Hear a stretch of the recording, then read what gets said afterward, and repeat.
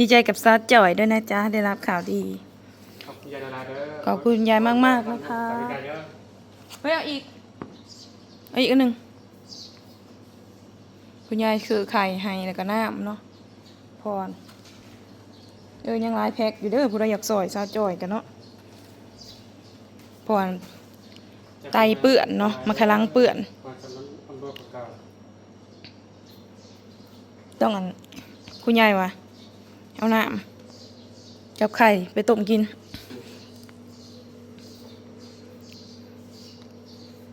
ได้ไหมน้องเทนจีไปส่งเนาะแม่มันข้าวกระไล่สามชมคือยังเคยข้าวสามชมผูกก็ถูกจะกระเลงหินสมนะหินชมนั่นเนี่ยมีFC มีFC เป็นคอมเมนต์มาบอกอยู่ในช่องข่อยนะเฮ้ยว่านำมะพร้าวละลายเอียงข่อยก็บ่เข้าใจ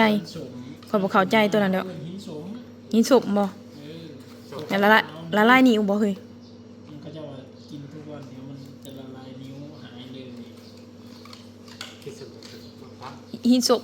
น้ำมะพร้าวอีหยังเลยน้ำมะพร้าวสดนี่แหละน้ำมะพร้าวสดน้ำมะพร้าวสดมันก็ผสมน้ำตาลเนาะน้ำมะพร้าวสดมันผสมอย่างบ่ต้องให้กินยาก่อนแล้วก่อนกินยาก่อนก็ได้น้ำหมูจัดพี่น้องออกนะถ้ากินยาปั๊บกินยังกินยาล้างออกนะน้ำยาหันเป็นยาไปก่อนยาเป็นก่อนเนาะเท่านี้บ่ขอบคุณหลายเด้อคุณยายน้องกรอนผู้น่ารักนะจ๊ะสวยขาวจอยมาได้นี่เพราะนี่มาสบายดีพ่อแม่พี่น้องเดี๋ยวแม่ถามแม่น้องเทนว่าป่าจะไปส่งมันประเทศไปส่งบ่แล้วก็ FC อีจอยเนาะ FC ซอยอยากซอยก็ซอยขามาเนาะซื้อจอยกับซอยได้เด้อบ่แม่น FC ก็อยากซอยกับซอยได้บ่ส่วนมากมีแต่ FC นั่นแหละ FC มันนั่นแหละ FC มันลายคือหยังนี่อีจอยบ่มีใครถือแล้วอันนี้เด้แถวเขตเฮาน่ะ FC อีจอยลาย4ชุด FC น้องสลานี่ฮอดบ่3คนซื้อน้ำแม่ซื้อกินแม่ FC เป็นหลานเป็นล้าไปหาหมอ FC น้องสลาหน่อยแท้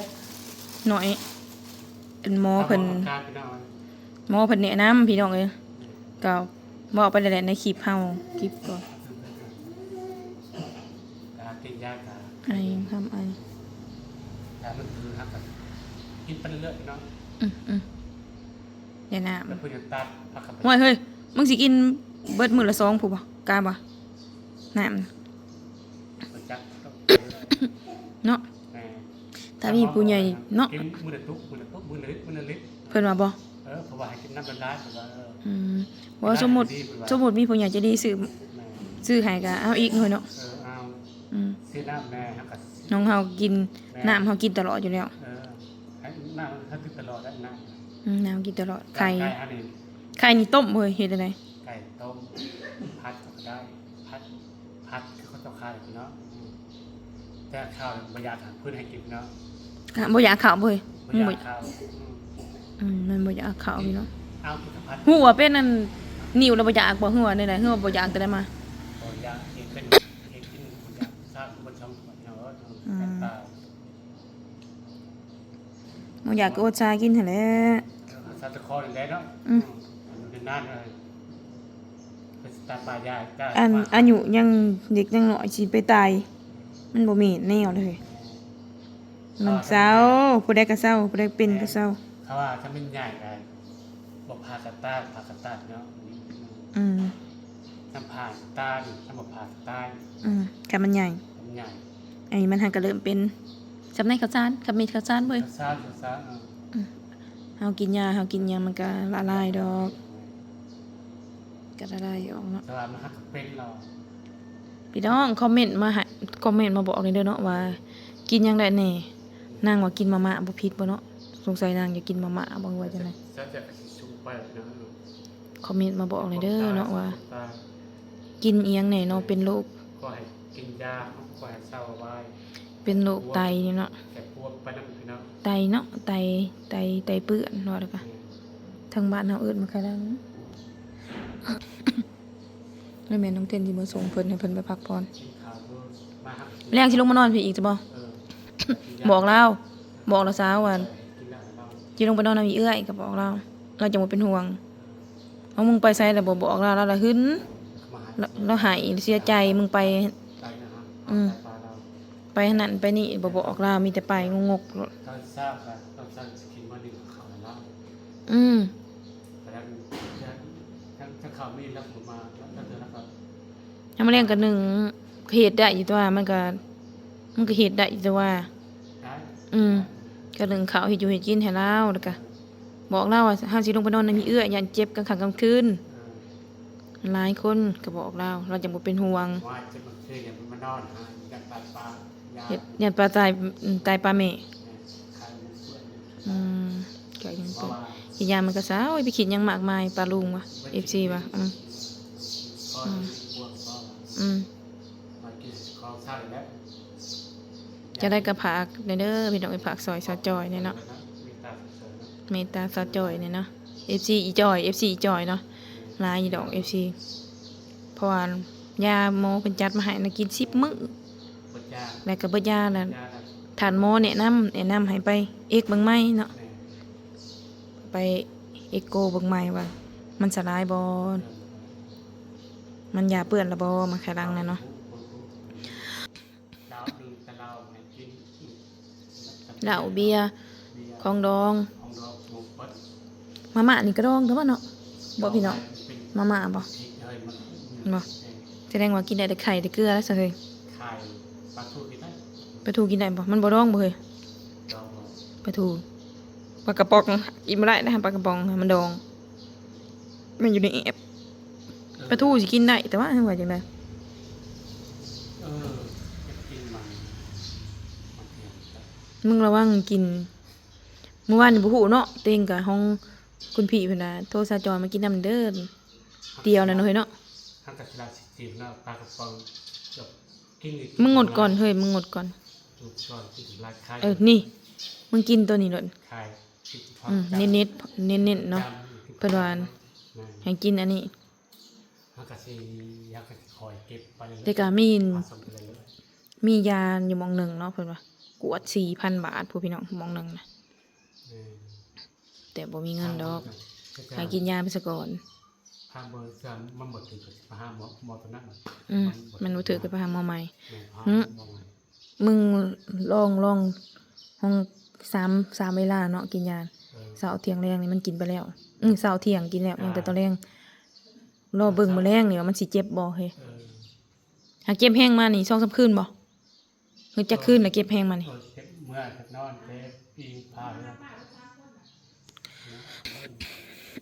บ่ตอนลงมานอนไปเอาแมงมุมออกแล้วบ่ได้เจ็บ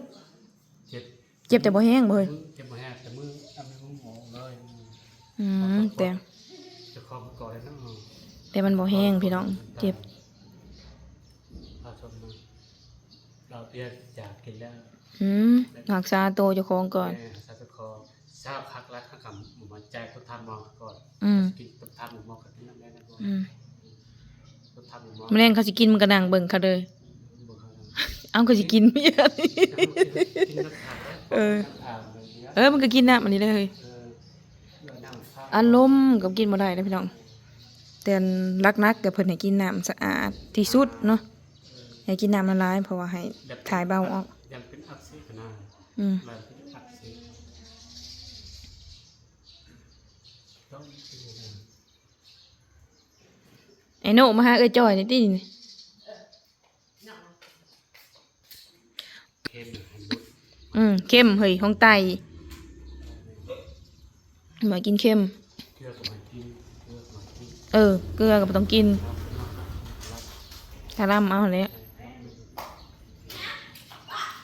เสียงดังไรขี้ แล้วก็พัดเขากินน้ำคาย กินไข่ดาวเนาะปลาลูกให้กินไข่ดาวมึงใครแม่น้องเทนเฮ็ดให้เฮ้ยแม่น้องเทนเฮ็ดเป็น ยังเทียนเพจเป็น บางครั้งเก็บไป มาพี่ไอโนพี่มาหาเอื้อจ่อยพี่นะนอกจากได้ก็ฝากเป็นกำลังใจนี่เด้อป้าลุงเด้อเนาะ ทำงานกับมือนะครับ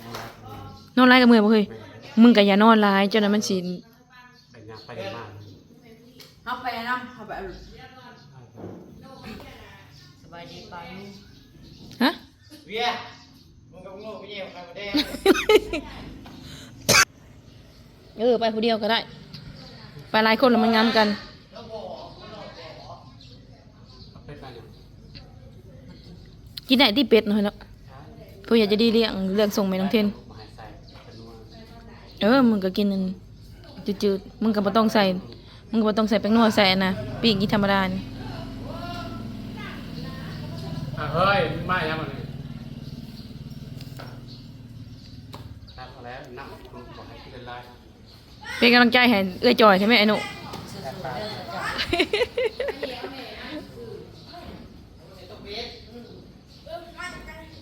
คอมเมนต์ตามนักสัจจอยครับ ไปแล้วพี่น้องอย่าได้ฝากเป็นกำลังใจเด้อไว้พอกันใหม่คลิปหน้าจ้าสวัสดี